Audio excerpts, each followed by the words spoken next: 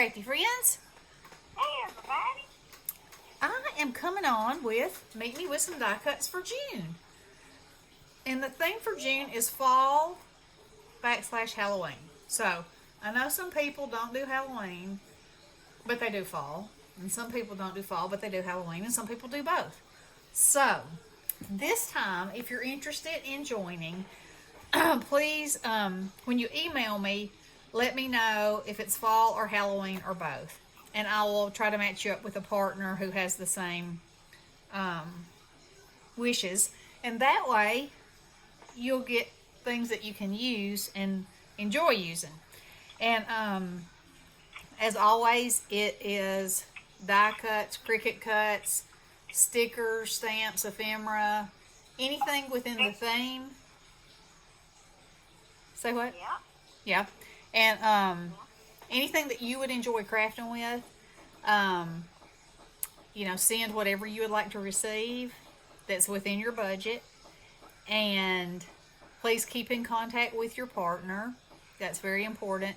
And if for any reason something comes up and you can't fulfill your part, please let me know so I can take care of it, because I don't want anybody left hanging out there.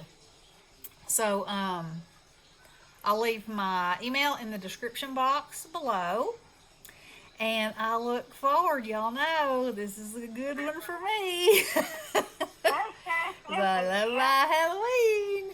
So, I'm going to say again, please let me know if you want fall or Halloween or both. Okay? And just have fun. Meet yourself a new friend and have a swap. And this Meet Me with some die cuts has been such a fun adventure for me, and I've met so many people from all over the world, and it's so cool. And then you start watching videos and you get to know each other and share things, and it's such a blessing, such a gift, I think. So you always get something that you don't have. Yeah, that you're just like, wow. Or you get something that somebody sees in a different way than you. And, like, for instance, Bestie and I were talking about this the other day, about how when you use pattern paper to cut things out, like, that's something that I never really considered. I just always used plain paper. But Elvia, hey girl, Crafting with Love and Hope, she's the first one that sent me some images that were die cut out of pattern paper, and it blew my mind because it was so cool. It's just like a whole nother dimension that it adds, And I was like, this is genius, It's such a thing that you think, well, anybody could think of that. Well, yeah, they could, but I didn't, and and she did, and I'm so thankful, Yeah, for that. Oh, also, I want to say that I know Heather did a video, where she went and got Pat and the boys moved, and so they've been there. They'll be up there a week tomorrow. And her friend Sue that lives there has got her a phone, and she is taking it to Pat tonight. It has a new phone number. So any of you that would like to call Pat, please email me also, and I will send you her new number. Now, we're not sure about the learning curve with the phone yet and how much she recognizes. So, what we may have to do, I may have to make a list for Sue, Pat's friend, of anybody that wants to call her. And if y'all can send me a picture, of yourself. Yeah, well, and of course we don't all know what each other looks like, but we got to come up with something that we can help her to know who we are and how to contact us. We want her to be able to get back to, calling and being Pat, and of course she won't be texting yet because she's not that she hasn't gotten that back yet. But hopefully she will, and hopefully the more she's there, the more things will come back. Also, we talked about doing Duo with her, but there seemed to be a problem with their internet service, and it was kind of sketchy. So I'm not sure that we'll be able to do that, but that would be wonderful too. So I'll keep y'all posted. But anybody that wants her phone number, to call her, send me an email, and I will get it to you. And then when Sue goes to visit her tonight, she's going to show her how to call me, and we'll see how all that goes. And then I'll get y'all hooked up. So I want to say, and I'm going to get emotional here, but when this happened to Pat, I'm sorry.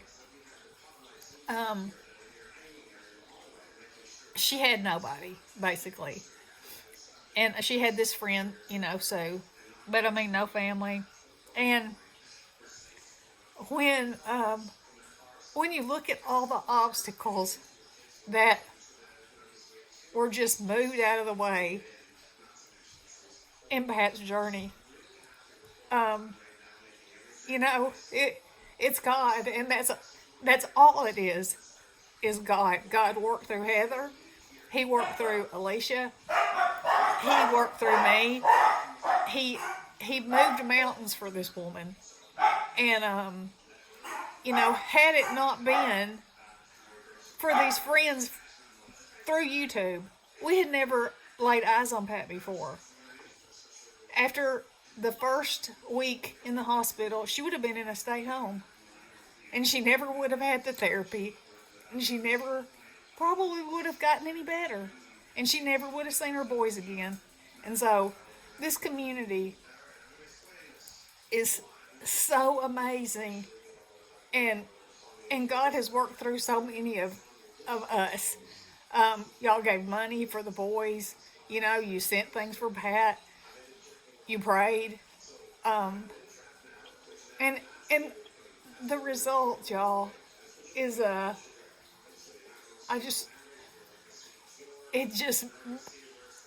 is what God would have us to do. It is what God would have us, how He would have us treat each other,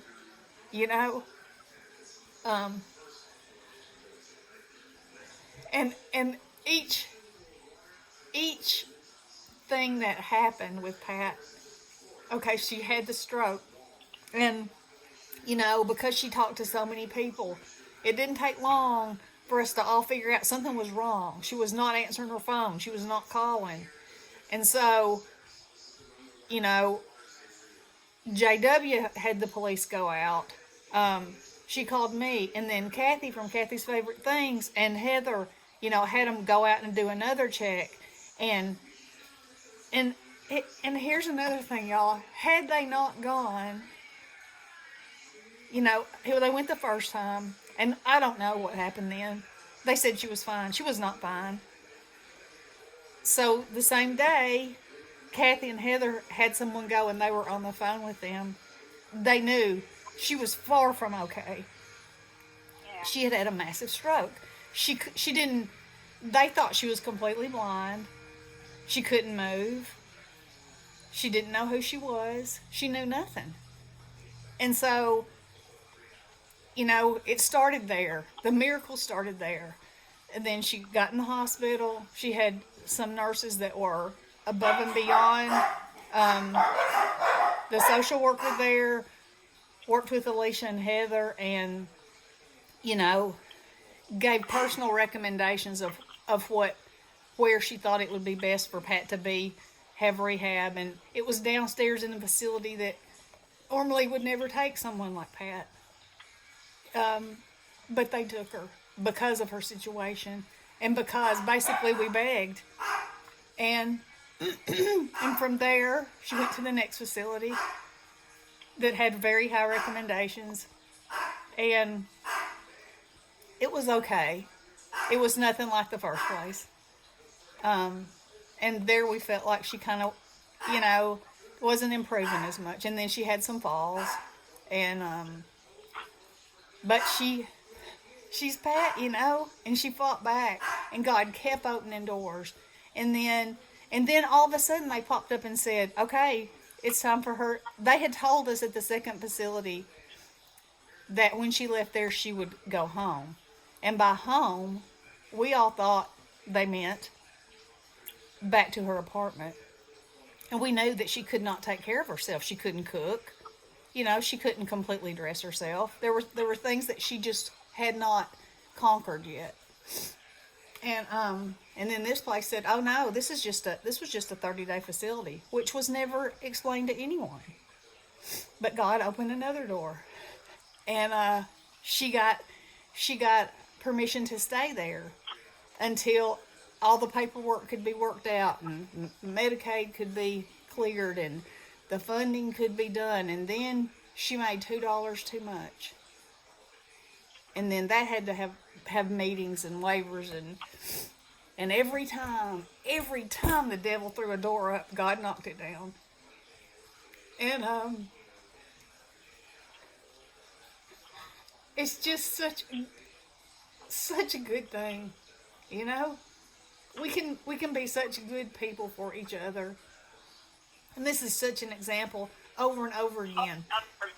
And then Pat, of course, she wanted to be with her boys, and so we had that obstacle of, we thought we were going to have to adopt them out. We wanted them to be fostered, but because of COVID, no one would foster them. They would only adopt them, and they would be gone, and she'd never see them again. And this next door neighbor, who had only met Pat being carried away on a gurney, stepped up On the way to the hospital. on the way to the hospital and took care of her boys. And y'all provided money for us to pay him to take care of her boys. And then we started looking for a place for her to be. And we thought we'd found a place. And then when the nurse called, her nurse, come to find out this place was mostly for people with dementia. And Pat's nurse said, no, she does not need to be at a place like that. She doesn't have dementia. You know, she needs to be at a place with thriving people. And so they refused her. And then that door was closed again. Then we found another place. They would only take one of her cats. That door got closed real fast. Because, you know, you can't make a decision with your babies. And then suddenly, you know, Heather called me and she said, I don't know what we're going to do. And I said, I do. We're going to pray. We're going to pray. God has taken us this far, and he's going to take us the rest of the way. He's going to do this for Pat. There's no way he's not. He would never have gotten her this far if he didn't have a plan for her. And within about 2 hours, somebody called Heather in the social services, and they had found a place that would take her pets and that had an opening. And this place is like 7 minutes from her friend's house. That's crazy, isn't it? And they lived like an hour away before. So, you know, if that doesn't tell you the goodness of God and the goodness of people coming together and for the good of someone else, selfishly, selflessly, you know, I don't know. I just don't know. But anyway, with that being said, thank you every one of you that prayed, every one of you that sent money, every one of you that asked, you know, on a regular basis, how is she, what's going on, you know, thank you, it means so much. And, you know, she's getting a phone, and, you know, y'all may be getting those 6 a.m. wake up calls again. Those calls that we thought, she called Bestie sometimes, and Bestie would be like, it's too early, Pat. And, you know, and then when there were no calls, the empty, because we missed her so much. She is such a force, and such a force of bringing a community to rally, and it's God. It's all God. So, thank y'all so very much for your spirit, for your love, for everything. And I'm proud to be a member of this group of people. And people don't understand it. When Heather called the last facility to tell them, that she was coming to get Pat and she had everything arranged, and she said, I don't know how they got on the subject, but they realized that she had never laid eyes on Pat before. And she was like, wait a minute. You mean to tell me that y'all are friends from YouTube and you have never met this woman and you have traveled across the country to help her get into a home with her boys and set up her bedroom and take care of all this? And Heather was like, yeah. Why, of course. Yeah. And, Wow. when you talk about one thing reaching so many people, that's Pat's story. How many situations and how many people have come in contact with Pat's story that have been moved and have seen God's hand touch every single element. And anyway, like I said, I just want to thank you guys. Y'all are amazing. Each and every one of you. Each and every one of you. Pray for each other every day. Because we all need it. Every one of us. And thank you. And if you want to meet me with some die cuts, and you didn't want to hear all that, I hate it for you. Because if you know me, you know this is how I roll. So, I love you guys. If you want to be fall or Halloween or both, just let me know. Let me know if you want Pat's phone number. And I love you guys. Have a wonderful weekend. I'll talk to you soon. Blessings.